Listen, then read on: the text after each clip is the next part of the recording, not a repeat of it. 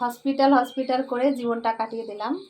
তো আজকে যাচ্ছি আমার ছেলেকে নিয়ে হসপিটালে ডাক্তার দেখানোর জন্য।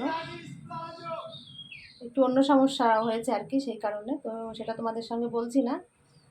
আর এখন এই যে রেডি তো হয়েছি, ছেলেও রেডি হয়ে বসে আছে, শুধু রিক্সাটা আসলে আমরা বেরিয়ে পড়বো। ছেলে আর আমি দুজন যাচ্ছি একসঙ্গে।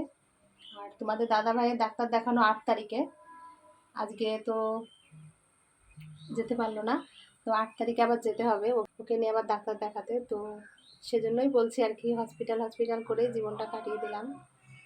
তো যাক, খুবই ভালো, একদিকে তো একদিকে করতেই হবে, তো সেটাই করছি আর কি।